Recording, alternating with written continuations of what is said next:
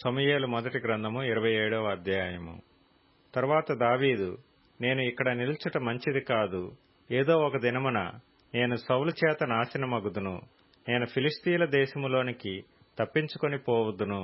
అప్పుడు సౌలు ఇశ్రాయేలీల సరిహద్దులలో నన్ను వెదుకుట మానుకొనును గనుక నేను అతని చేతిలో నుండి తప్పించుకొందునని అనుకొని లేచి తన యొద్దనున్న 600 మందితో కూడా ప్రయాణమై మాయోకు కుమారుడును గాతు రాజునైన ఆకీషునొద్దకు వచ్చెను.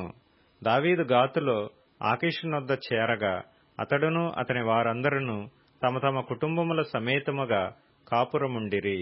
యెజ్రెయేలీయురాలగు అహీనోయము, నాబాలు భార్యయుండిన కర్మెలీయురాలగు అబీగయీలు అను అతని 2 భార్యలు దావీదుతో కూడా ఉండిరి.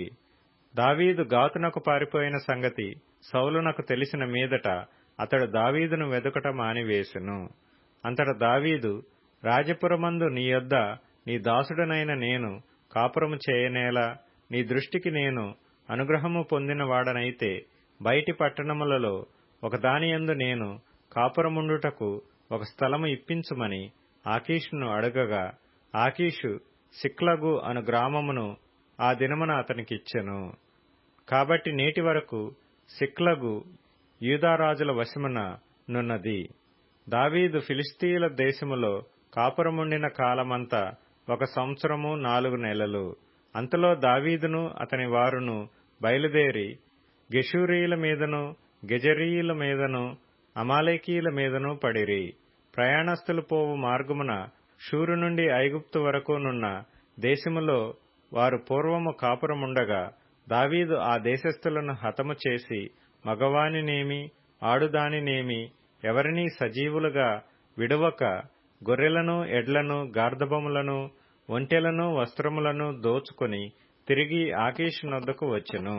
ఆకీషు, ఇప్పుడు మీరు దండెత్తి దేశములో జొరబడితిరా అని దావీదును అడగగా, దావీదు, యూదాదేశమునకును హెరహ్మెలీయుల దేశమునకును కేనీయుల దేశమునకును దక్షిణముగా మేము ఒక ప్రదేశములో జొరబడితిమనెను.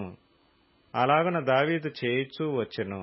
అతడు ఫిలిష్తీయుల దేశములో నివసించినంత కాలము ఈ ప్రకారముగా చేయునని తమ్మును గురించి వారు చెప్పుదురేమో అని గాతుకు వర్తమానము తేగల మగవానినైనను ఆడుదానినైనను దావీదు బ్రతుకనీయలేదు.